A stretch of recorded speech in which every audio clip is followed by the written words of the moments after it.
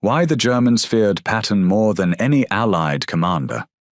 In the spring of 1944, as intelligence officers at Oberkommando der Wehrmacht headquarters in Berlin compiled their morning briefing reports, one name appeared more frequently than any other in their files. Not Eisenhower, who commanded the entire Allied European theater. Not Montgomery, who had driven Rommel out of North Africa. The name that dominated German intelligence assessments, the name that consumed more analysis hours and generated more urgent reports than perhaps any other Allied commander, was George Smith Patton, Jr. Feldmarschall Gerd von Rundstedt, the senior German commander in Western Europe, and a man who had fought against the best generals 3 nations could field, monitored Patton's location with an intensity that bordered on obsession. Every scrap of information about Patton's whereabouts, his assignment, his apparent mission, was marked as priority intelligence and rushed to the highest levels of command. The Germans feared Patton more than any other Allied commander for 3 specific reasons, each documented in their own intelligence assessments and post-war interrogations. He had studied German military doctrine so thoroughly that he fought using their own tactical principles against them. He operated at a tempo that consistently disrupted German defensive planning faster than they could respond, and he remained fundamentally unpredictable throughout the war, violating the patterns that German intelligence relied upon to anticipate enemy movements. From his first appearance commanding the Western Task Force in Morocco in November 1942 to his final operations in Germany in May 1945, Patton earned a reputation among German commanders that no other Allied general would match. This is the story of how that fear developed, battle by battle, and why even Germany's most experienced field marshals came to view one American general as their most dangerous opponent. Morocco. The first warning signs. In the autumn of 1942, German military intelligence received reports about an American general who had just led the Western Task Force in Operation Torch, the Allied invasion of North Africa. The reports came from multiple sources: Vichy French officers who had observed the American landing in Morocco, German military advisors stationed with French forces, and the systematic analysis of captured documents and prisoner interrogations conducted by the Abwehr. What those reports contained would mark the beginning of German concerns about this particular commander. On November 8, 1942, George Patton put 35,000 American troops ashore on the coast of Morocco at 3 separate landing sites: Mehdia, Fedala, and Safi. The operation faced resistance from Vichy French forces who, bound by their allegiance to the Vichy government, fought back before their commanders negotiated a surrender. By November 11th, 3 days after the initial landings, Patton's forces had secured Casablanca and accepted the French capitulation. Feldmarschall Albert Kesselring, commanding German forces across the Mediterranean theater from his headquarters in Rome, requested a comprehensive intelligence analysis of this American general. The request followed standard German military intelligence procedure. Whenever a new enemy commander appeared, particularly one demonstrating noteworthy tactical performance, detailed background investigation was warranted. The intelligence staff compiled their assessment, drawing on multiple sources. The resulting report would have made interesting reading for German commanders. George Patton, the analysts discovered, had devoted considerable effort throughout his career to studying German military tactics and theory. He read and spoke German fluently. His personal library included works by Clausewitz, von Moltke, and Schleifen in their original language, not in translation. During the 1920s, he had spent time walking the battlefields of World War I in France, studying the terrain where German armies had nearly broken through Allied lines in 1918. The intelligence assessment concluded that Patton possessed an unusually thorough understanding of German operational thinking. German analysts compared Patton's performance in Morocco against standard American military doctrine as they understood it. The United States Army Field Manual FM 100-5, published in 1941 and available to German intelligence through various means, emphasized methodical advances backed by overwhelming firepower superiority. American commanders, based on German observations of training exercises and early operations, typically moved with deliberate caution, consolidating gains and ensuring supply lines were secure before advancing further. This doctrinal approach was predictable and, from the German perspective, manageable. Patton's actual conduct in Morocco diverged significantly from this pattern. His forces had advanced with aggressive forward momentum that appeared inconsistent with standard American practice.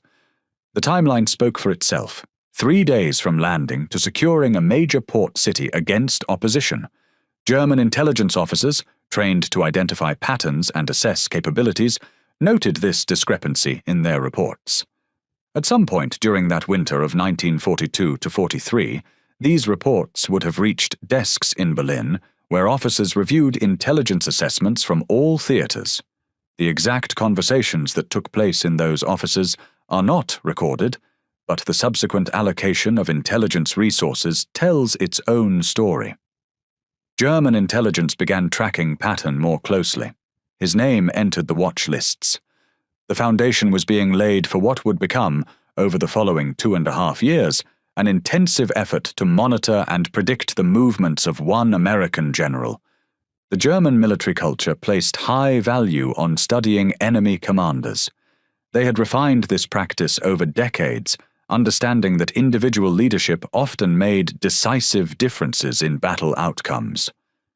In Patton, they were beginning to recognize something that would concern them greatly: an American commander who did not fight according to the patterns they had come to expect from American forces.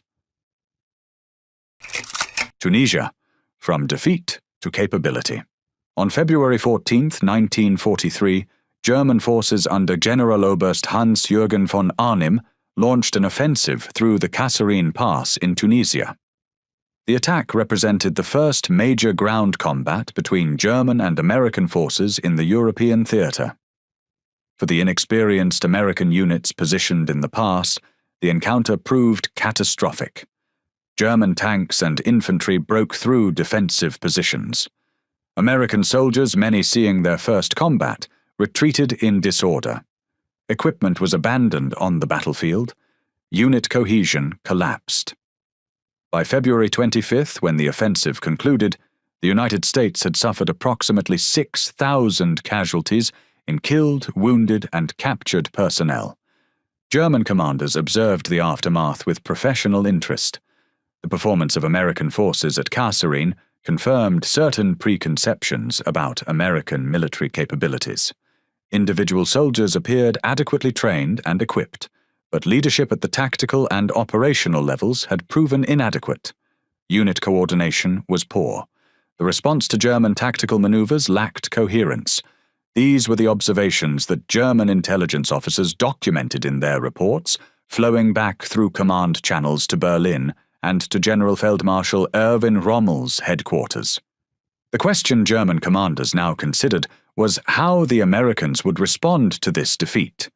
Would they adopt a defensive posture? Would there be wholesale changes in command structure? How long would it take for American forces to recover their effectiveness?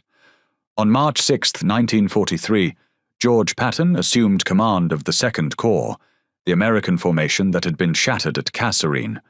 He took over a demoralized force at its headquarters near Jebel Kouef in Tunisia.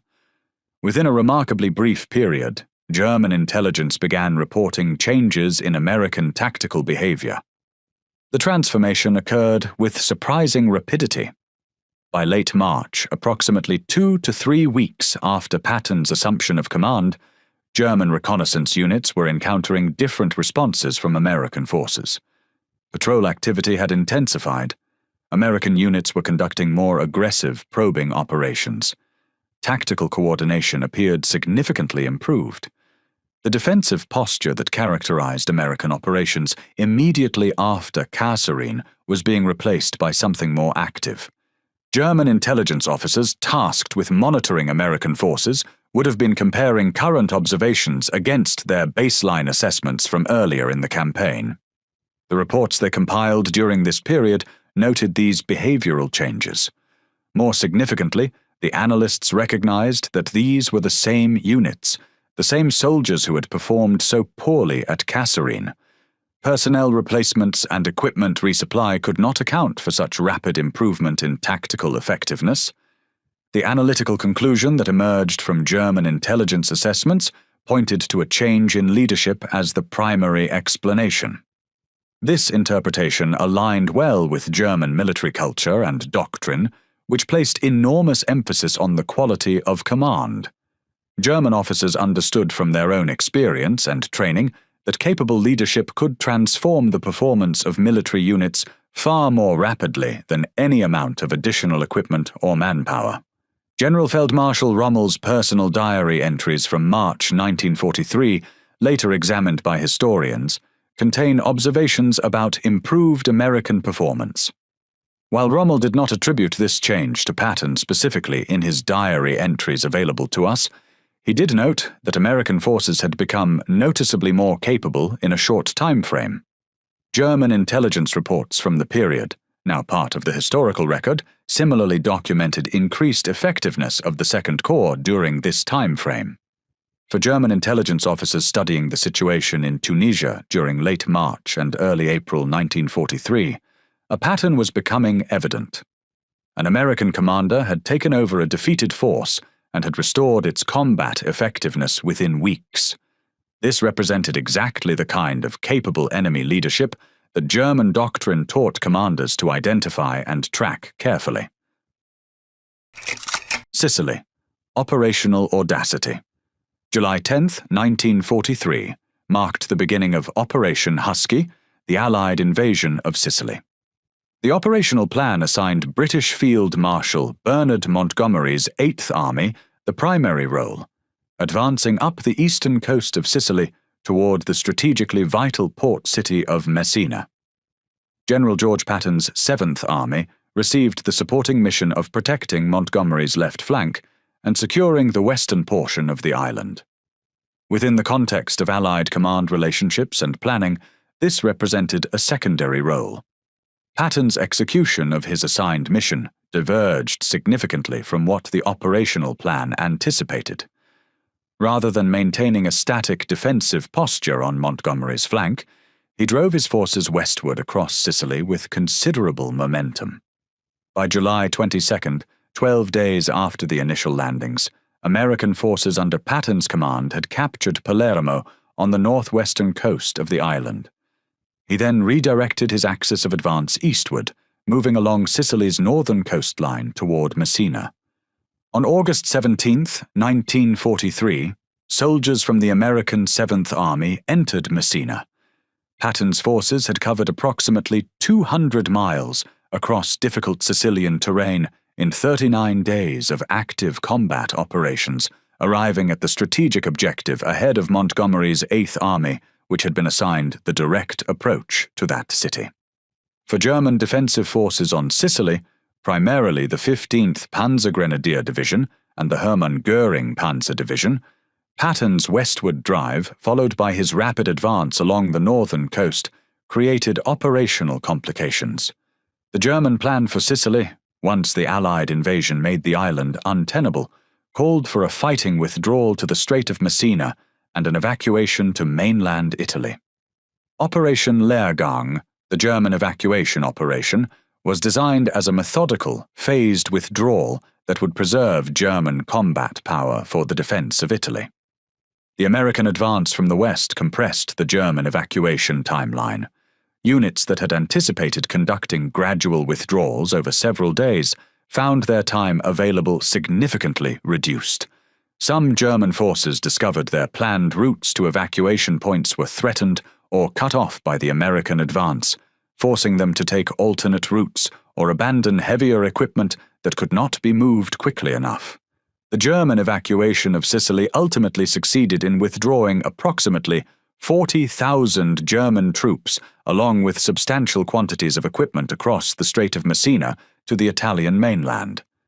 However, the operation proved more costly and chaotic than German planners had intended. Equipment that might have been saved under a more methodical withdrawal had to be destroyed or abandoned. The organizational strain of conducting the evacuation under pressure from multiple directions reduced the effectiveness of what should have been a carefully controlled operation.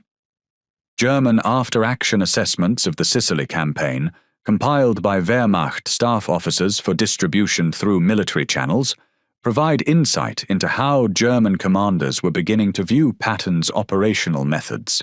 These reports, now available in historical archives, noted that Patton's operational tempo exceeded what German intelligence had come to expect from American commanders based on doctrinal analysis and previous observations. The phrase that appeared in various forms in these German assessments compared Patton's conduct of operations to the methods employed by German panzer commanders. This comparison carried particular weight within German military culture. The principles of armored warfare, rapid exploitation of opportunities, maintenance of offensive momentum, acceptance of calculated operational risks, represented core elements of German tactical doctrine. When German officers drew comparisons between an enemy commander's methods and their own panzer warfare principles, they were acknowledging that the enemy understood and could execute the type of mobile operations that German forces had employed to great effect in earlier campaigns. The operational intelligence lessons that emerged from Sicily reinforced the pattern German intelligence had begun to observe in Tunisia. Montgomery's Eighth Army, while professionally competent and ultimately successful, operated in ways that German intelligence found relatively predictable.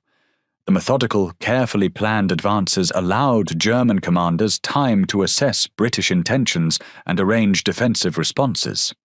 Bradley's operations similarly followed patterns that German intelligence analysts could track and, to some degree, anticipate.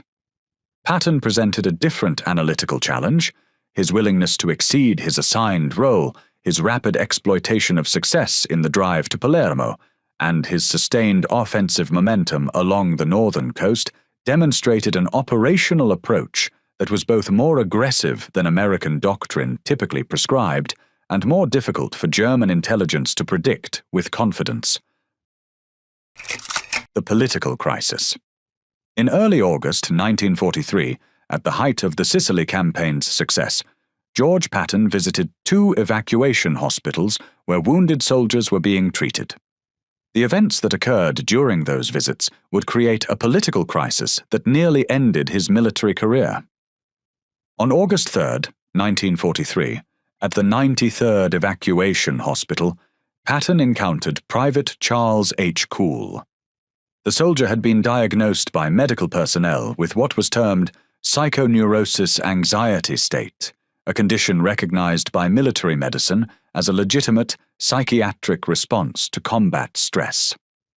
Patton, whose views on such conditions differed sharply from medical consensus, struck the soldier across the face, called him a coward, and drew his service pistol while threatening to shoot him. 1 week later, on August 10th at the 15th Evacuation Hospital, Patton encountered Private Paul G. Bennett in similar circumstances. The soldier was suffering from severe combat stress. Patton struck Bennett twice, again drew his pistol, and threatened to execute him on the spot in front of medical staff and other wounded soldiers.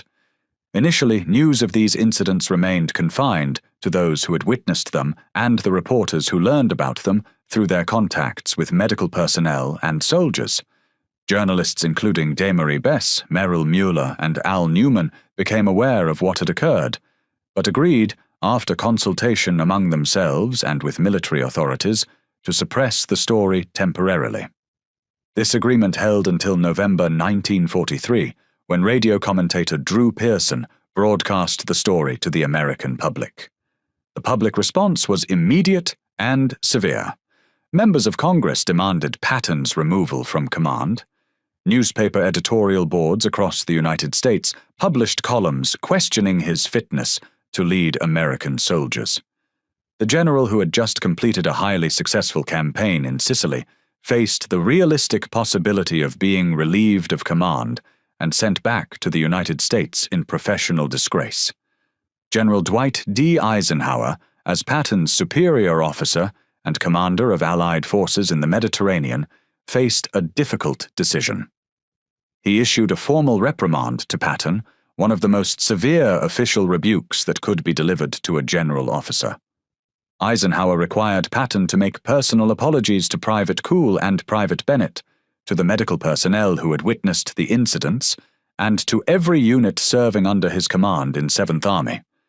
However, Eisenhower did not relieve Patton of command, nor did he send him back to the United States. For German intelligence services, which routinely monitored Allied press and radio broadcasts as part of their intelligence collection activities, the Patton scandal provided extensive information. The Abwehr compiled reports on the controversy, tracking the political response in the United States, the calls for Patton's dismissal, and the ultimate outcome. These reports were distributed through German intelligence channels for analysis. The intelligence assessment that German analysts would have conducted regarding this situation involves some inference, as the specific internal German intelligence discussions are not fully documented in available historical records. However, we can reasonably deduce from standard intelligence practices what their likely analysis would have included. The removal of an effective enemy commander due to non-military considerations would typically represent an advantage for opposing forces. The removal of Patton, whom German intelligence had identified as an unusually capable and aggressive commander, would have eliminated a specific operational threat. The actual outcome, Eisenhower's decision to retain Patton in the army despite the severe reprimand, would have provided German intelligence with significant information about American command priorities. The fact that Eisenhower kept Patton available for future assignment suggested that American military leadership valued Patton's operational capabilities enough to overlook serious misconduct. This, in turn, indicated that the Americans were likely preserving Patton for important future operations. Following the slapping incidents, Patton was removed from command of the 7th Army and sent to England. For German intelligence, this created an important question. What assignment would Patton receive next? Where was he, and what was he preparing to do? Operation Fortitude, the perfect deception. By early 1944, the strategic situation in Europe had reached a critical juncture. An Allied invasion of Western Europe was inevitable. For the German High Command responsible for defending thousands of miles of coastline from Norway to southern France, two questions dominated all strategic planning. Where would the invasion occur, and when would it begin? From a purely geographic and logistical perspective, the Pas-de-Calais region of northern France presented the most obvious invasion point. The English Channel there measured only 21 miles at its narrowest point, representing the shortest sea crossing for an amphibious operation. An Allied landing at Pas-de-Calais would place invasion forces on the most direct route to Germany's industrial heartland in the Ruhr Valley. German strategic planners, analyzing Allied options from a rational military perspective, concluded that Pas-de-Calais represented the most logical choice for the main invasion effort. In the first months of 1944, German intelligence began detecting indications of a massive Allied force assembling in southeastern England, in the counties directly across the Channel from Pas-de-Calais. Radio intercepts suggested the presence of an entire army group, designated as the 1st United States Army Group. Intelligence reports indicated this force included numerous divisions, extensive armor, substantial numbers of landing craft, and all the logistical infrastructure necessary to support a major amphibious operation. The commanding officer of this force, according to multiple intelligence indicators, was George S. Patton. For German intelligence analysts who had been tracking Patton since Morocco, this information fit a logical pattern. The Americans had removed Patton from frontline command in Sicily following the slapping incidents, but Eisenhower had kept him in the army. Now Patton had reappeared in England in command of what appeared to be the largest American formation in the European theater. The analytical conclusion seemed straightforward. The Americans would employ their most aggressive and capable general to command the main invasion effort. Therefore, wherever Patton was preparing to attack represented the location of the primary Allied landing. What German intelligence did not know was that the First United States Army Group existed primarily as an elaborate fiction. The force was the centerpiece of Operation Fortitude South, one of the most successful deception operations in military history. The tanks that German reconnaissance aircraft photographed were inflatable rubber. The landing craft were plywood constructions. The radio traffic that German signals intelligence intercepted was carefully scripted. The headquarters buildings were painted facades. The entire apparatus was designed to convince German intelligence that a massive invasion force was preparing to strike at Pas-de-Calais. The selection of Patton as the nominal commander of this phantom army was deliberate. Allied deception planners understood that German intelligence placed enormous emphasis on tracking Patton's location and assignment. They correctly calculated that the Germans would assume the Americans would use their most dangerous general for the most important operation. By placing Patton in apparent command of FUSAG, the deception planners exploited German respect for Patton's capabilities to support the fiction. The German response to this intelligence demonstrated the effectiveness of the deception. The German 15th Army, consisting of 19 divisions, was positioned to defend the Pas-de-Calais region. The German 7th Army, covering the Normandy coastline, comprised only 14 divisions. More critically, the Panzer Reserves, the mobile armored divisions that could mount decisive counterattacks against any Allied landing, were positioned to respond to an invasion at Calais, rather than being held in Central Reserve, where they could react to landings anywhere along the coast. On June 6, 1944, Allied forces launched Operation Overlord, landing at 5 beaches along the Normandy coast approximately 150 miles southwest of Pas-de-Calais. The invasion came as a tactical surprise to German forces in Normandy, who were not at maximum alert status. However, the German command's response to the Normandy landings was complicated by the continued belief that these landings might represent a diversion. The real invasion, the main effort commanded by Patton, could still be coming at Pas-de-Calais. For 6 weeks following D-Day, substantial German forces remained positioned at Pas-de-Calais, waiting for an invasion that would never come. The German 15th Army, which could have been committed to the Normandy battle in the critical first week when Allied beachheads were most vulnerable, remained largely in place. Panzer divisions that could have mounted immediate counterattacks against the Normandy landings were held back, awaiting the anticipated Patton-led assault at Calais. The historical record now shows that this delay in committing German reserves to the Normandy battle was crucial to Allied success. The additional week or two that Allied forces had to consolidate their beachheads, build up supplies, and establish air superiority allowed them to withstand the German counterattacks that did eventually come. When panzer divisions finally arrived in Normandy in late June and early July, they encountered Allied forces that were far stronger and better established than would have been the case had those same divisions been committed immediately after D-Day. Operation Fortitude succeeded because it exploited accurate German intelligence assessments. German intelligence had correctly evaluated Patton as an exceptionally capable and dangerous commander. They had correctly concluded that the Americans would employ such a commander in their most important operation. These accurate assessments, when fed carefully controlled misinformation about Patton's assignment and location, led German command to deploy their forces based on false premises. The irony was profound. German fear of Patton, built on legitimate tactical experience from Morocco, Tunisia, and Sicily, had been weaponized against them. Their professional respect for his abilities had made them predictable, and that predictability had been exploited to achieve strategic surprise on D-Day. Normandy breakout. The real Patton returns.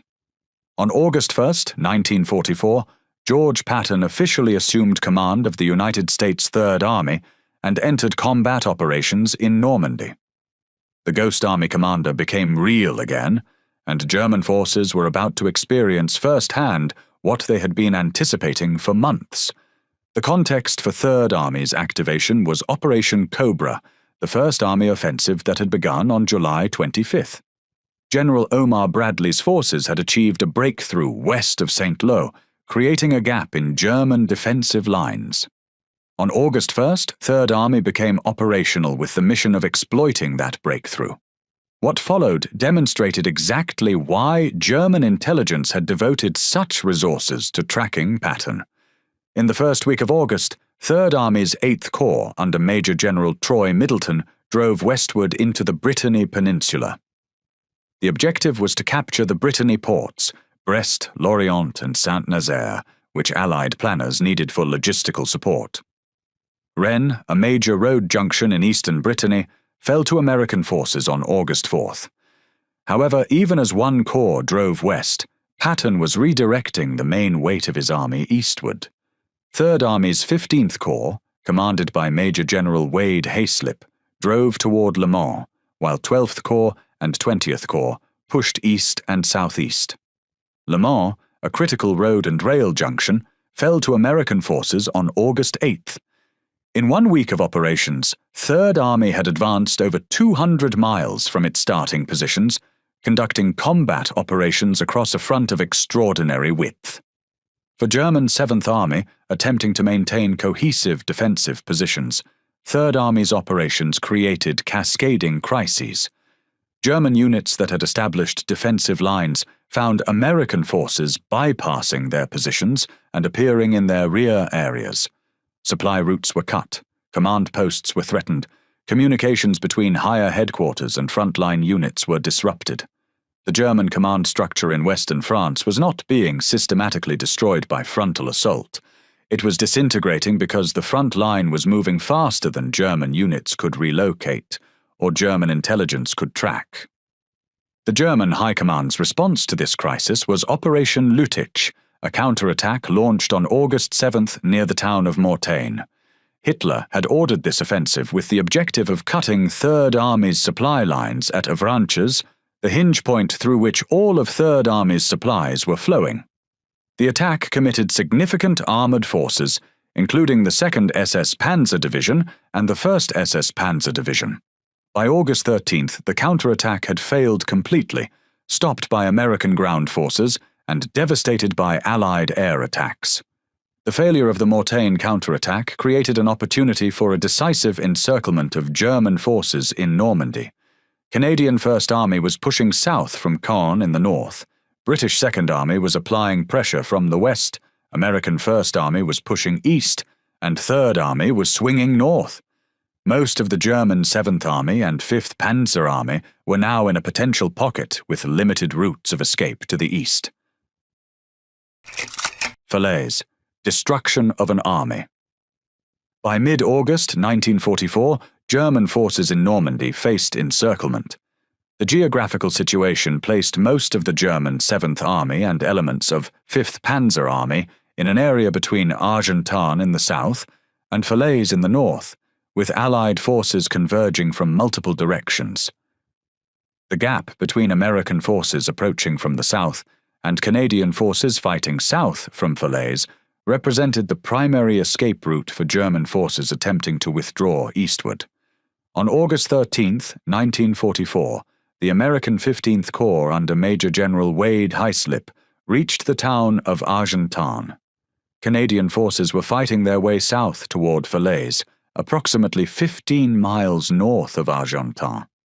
The gap between these two forces represented the opening through which tens of thousands of German soldiers were attempting to escape.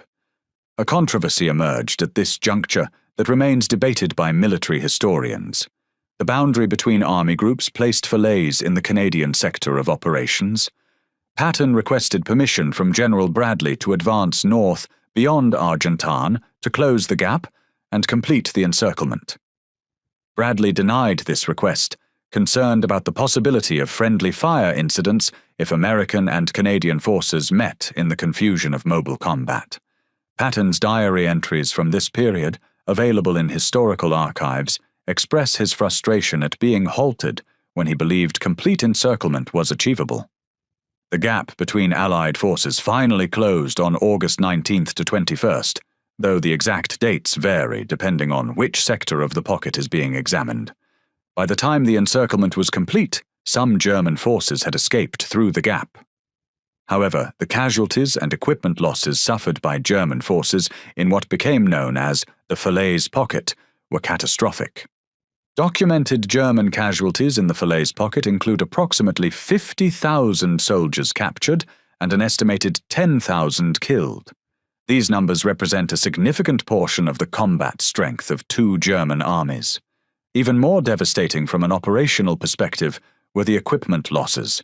The vast majority of tanks, artillery pieces, and vehicles belonging to the encircled formations were destroyed or captured. While some German soldiers escaped the pocket on foot or in small vehicles, they emerged without the heavy equipment necessary to conduct sustained defensive operations. Contemporary accounts from the Falaise Pocket, including reports from Allied soldiers who entered the area after the fighting ended, describe scenes of extensive destruction. Roads were choked with destroyed vehicles. Fields were littered with abandoned equipment. The evidence of disorganized retreat and collapse of unit cohesion was extensive. Post-war assessments by German officers who survived the Falaise encirclement frequently compare the experience to Stalingrad, the catastrophic encirclement of German 6th Army on the Eastern Front in 1942 to 1943. However, many of these same officers note a critical difference. At Stalingrad, German forces had time to establish defensive positions and organize their perimeter before the Soviet encirclement was complete. At Falaise, the rapid pace of Allied advances, particularly Third Army's swing north from the south, provided minimal time for German forces to prepare organized defenses or coordinate withdrawal movements. General Oberst Günther von Kluge had replaced Feldmarschall von Rundstedt as Oberbefehlshaber West, Commander-in-Chief West, following the Normandy invasion.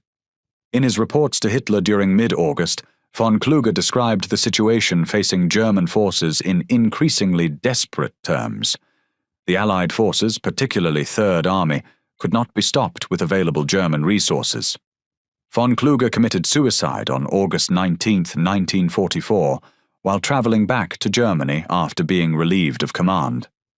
His suicide note, recovered after the war, mentioned among other factors the impossibility of preventing Allied operational success with the forces available to him. The destruction of German field armies at Falaise effectively ended organized German resistance in France. In the weeks following the closure of the Falaise Pocket, Allied armies advanced rapidly toward the German border. German forces conducted fighting withdrawals but could not establish stable defensive lines.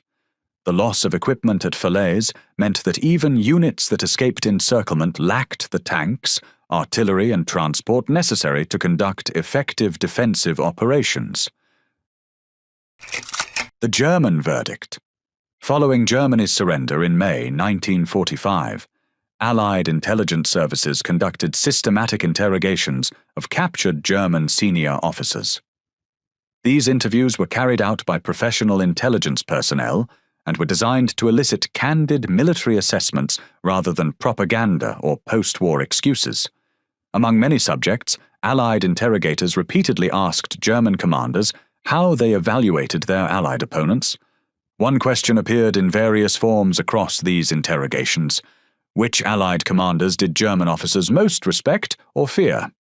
When examined across different services and time periods, the answers show striking consistency. Feldmarschall Gerd von Rundstedt, former Commander-in-Chief West, provided the most frequently cited assessment. Having commanded German forces against all major Allied leaders in Western Europe, Rundstedt identified George S. Patton as the Allied commander the Germans feared most. He described Patton as a brilliant offensive tactician and the supreme master of mobile warfare. These statements appear in multiple interrogation reports and have been confirmed by historians reviewing the original records. The weight of Rundstedt's judgment lay in his experience. He had faced Eisenhower's strategic direction, Montgomery's deliberate offensives, Bradley's steady execution, and Patton's exploitation operations.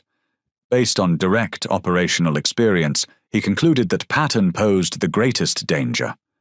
Other German commanders echoed this view. General der Panzertruppe Fritz Bayerlein, who commanded Panzer Lehr Division in Normandy, stated during interrogation that Patton was the only Allied commander who demonstrated instincts comparable to German panzer leaders. This was not casual praise. Within German military culture, likening an enemy to a panzer commander meant acknowledging mastery of mobile warfare as the Germans themselves defined it.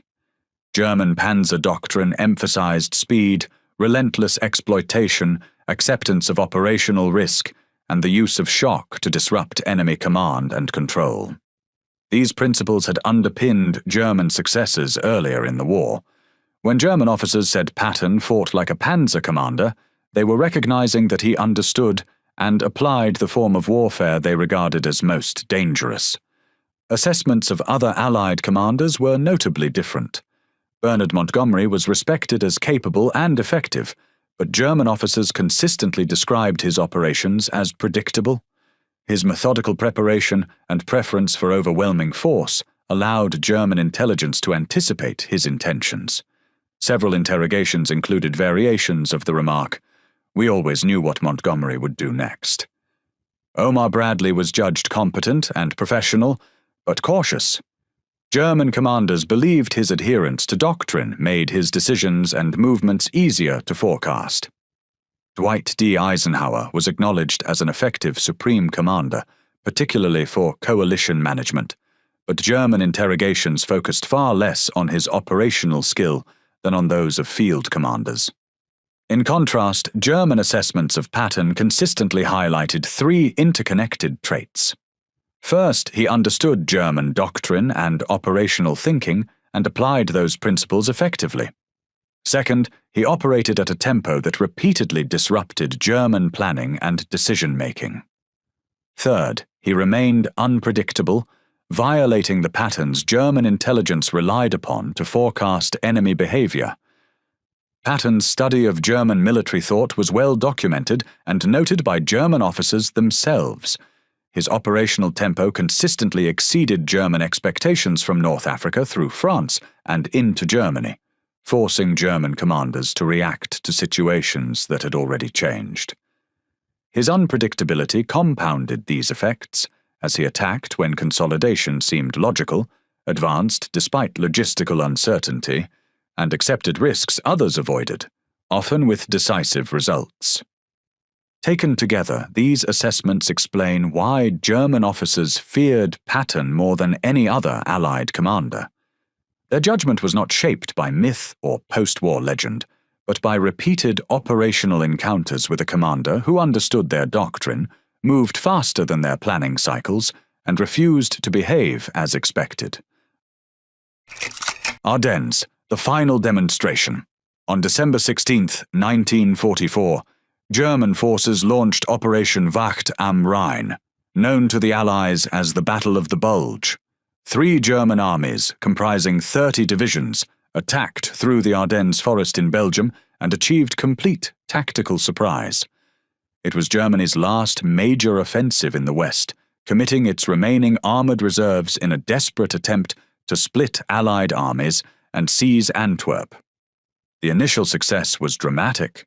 Thinly held American positions collapsed under the assault, and within days a large salient, the Bulge, had formed in Allied lines. The 101st Airborne Division, rushed to the road junction at Bastogne, was soon surrounded. The crisis was serious enough that General Eisenhower convened an emergency conference at Verdun on December 19th. At Verdun, Eisenhower asked how quickly Allied forces could counterattack to relieve pressure and halt the German advance. Most commanders spoke of the enormous preparations required. Redirecting an army meant reorganizing logistics, repositioning fuel and ammunition, disengaging units, and redeploying them along a new axis. The consensus was that such an effort would take weeks. Then George S. Patton stated that Third Army could attack in 48 hours. The reaction ranged from skepticism to disbelief. Bradley later wrote that he assumed Patton was exaggerating. Others recalled Eisenhower warning Patton that this was not the moment for bravado. Turning an army of more than 250,000 men and over 130,000 vehicles 90 degrees in winter conditions seemed impossible in 2 days. What most of those present did not know was that Patton had already prepared. Colonel Oscar Koch, Third Army's intelligence officer, had warned since early December that a German offensive through the Ardennes was possible. While higher Allied intelligence dismissed the idea, Patton trusted Koch's assessment and quietly ordered contingency plans for a rapid turn north. By the time of the Verdun Conference, Third Army staff had completed 3 detailed plans for counterattacking into the Ardennes. Routes, logistics, communications, and command arrangements had already been worked out. When Eisenhower accepted Patton's offer, the Army was ready to move. On December 20th, Third Army pivoted north. Third Corps, led by Major General John Milliken, spearheaded the attack. Units disengaged, marched over icy roads, and redeployed with remarkable speed. More than 250,000 soldiers and 130,000 vehicles changed direction simultaneously while maintaining coordination and security. By December 22nd, Third Army was in contact with German forces on the southern flank of the Bulge. On December 26th, elements of the 4th Armored Division broke through to Bastogne, relieving the 101st Airborne. The siege was lifted, and the German offensive lost momentum. German planners had assumed that major Allied counterattacks would take weeks to organize. Winter weather, logistics, and Allied caution all supported that expectation. Instead, Patton struck within days. German forces were forced to divert units south, disrupting the drive toward Antwerp and shifting the initiative to the Allies. By early January 1945, the offensive had failed. Post-war interrogations of German commanders reveal a common conclusion. They had not expected such speed. One officer summarized the error simply: "We should have known better. This was Patton." From Morocco to the Ardennes, German forces repeatedly underestimated how fast Patton could move, and each time that mistake proved costly. Why the fear was justified. The question of why German commanders feared George Patton more than any other Allied general can be answered through documented German intelligence assessments, post-war interrogations, and the operational record from 1942 to 1945. The first reason was doctrinal alignment. Patton understood German military theory at a deep level. He had studied the principles of Bewegungskrieg, the mobile warfare that underpinned German tactical doctrine. He read Clausewitz and grasped the importance of offensive initiative.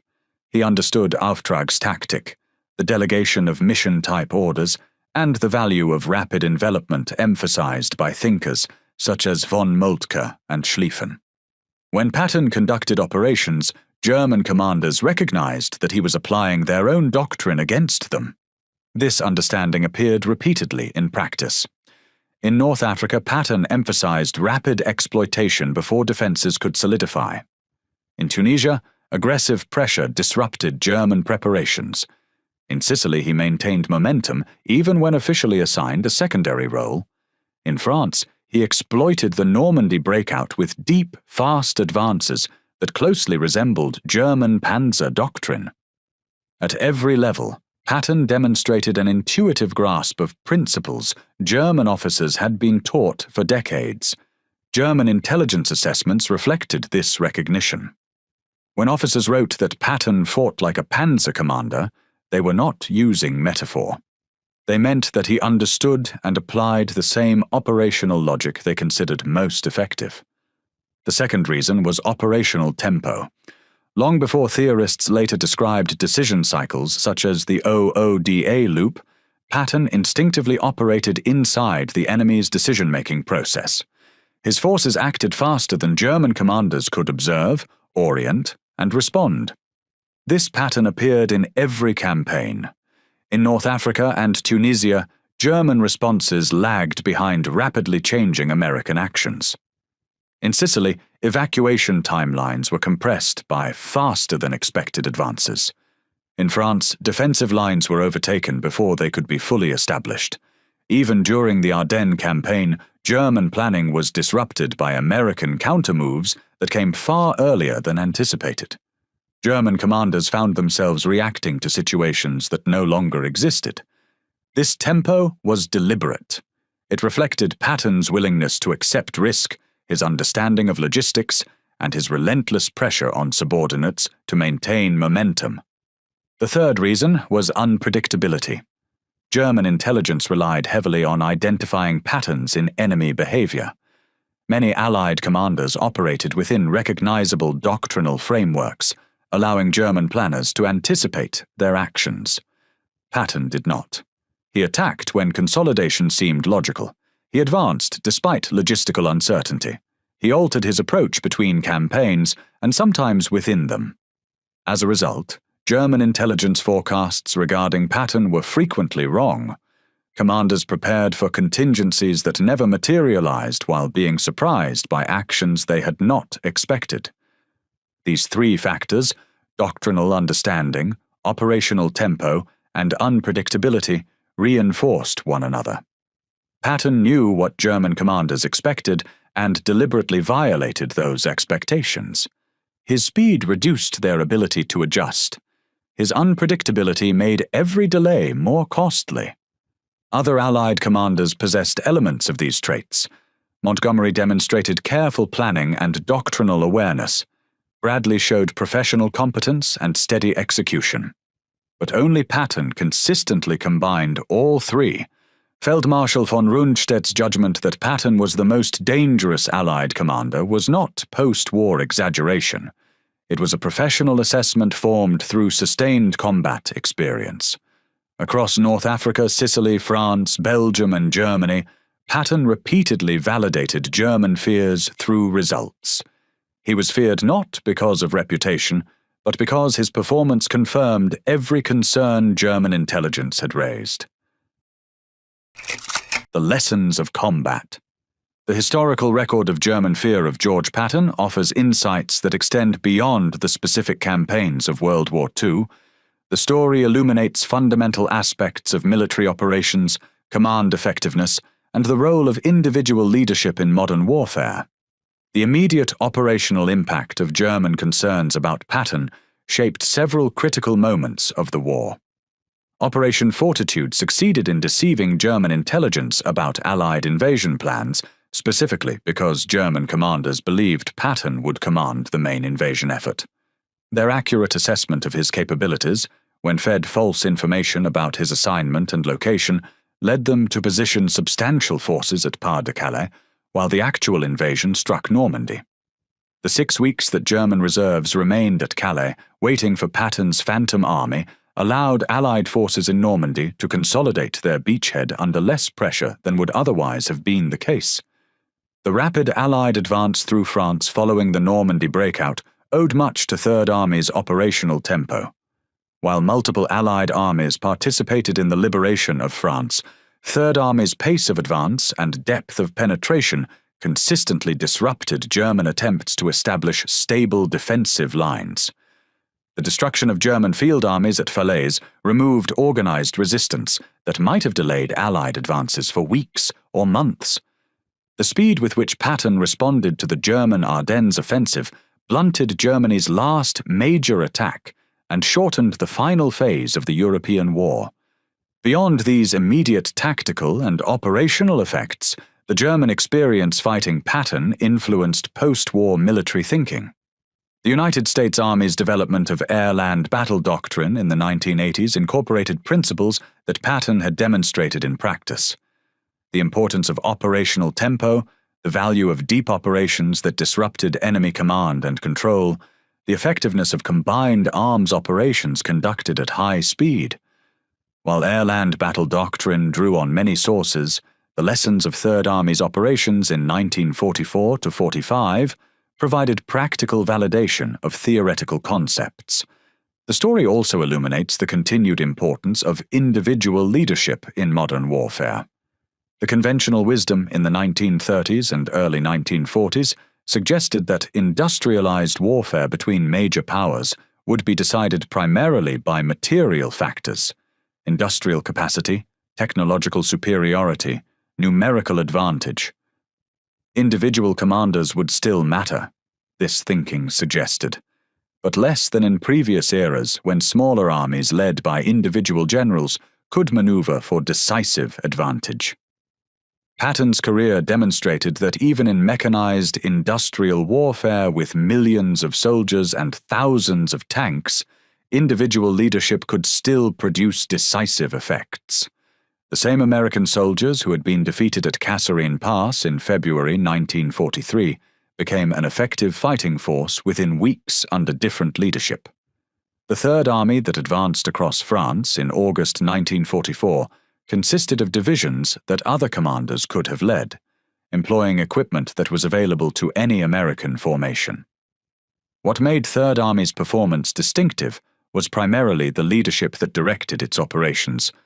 German commanders, shaped by a military culture that emphasized the decisive role of leadership, recognized this immediately.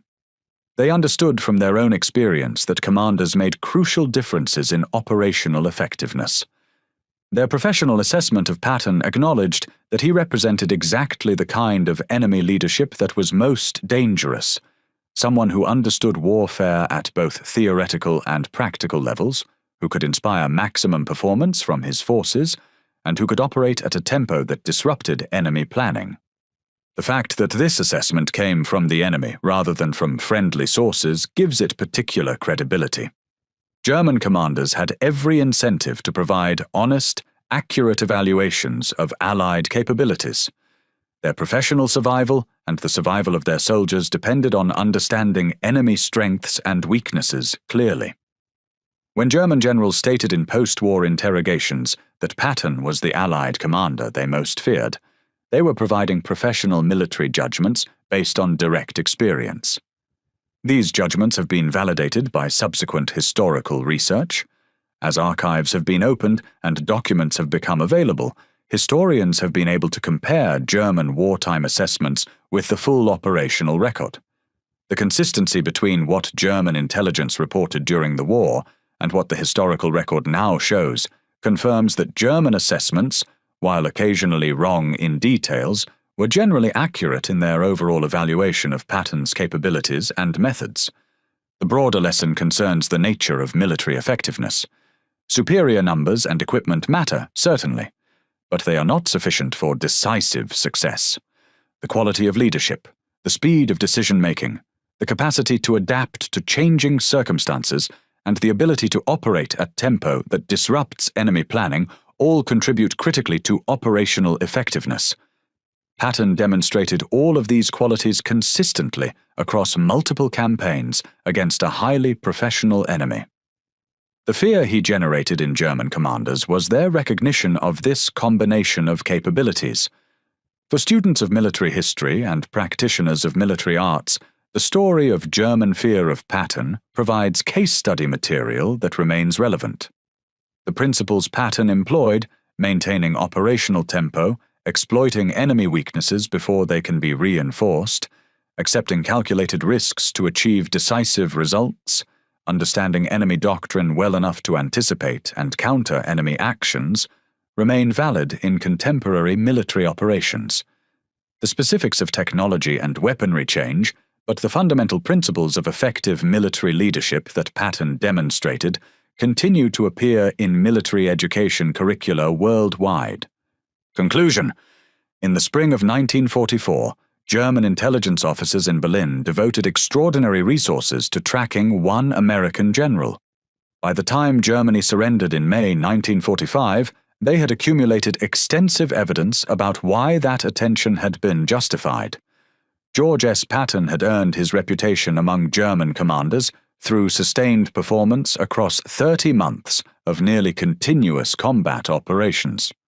From the Moroccan coast in November 1942 to the final operations in Germany in May 1945, Patton demonstrated three characteristics that German commanders found uniquely threatening. He understood German military doctrine well enough to employ their own tactical principles against them.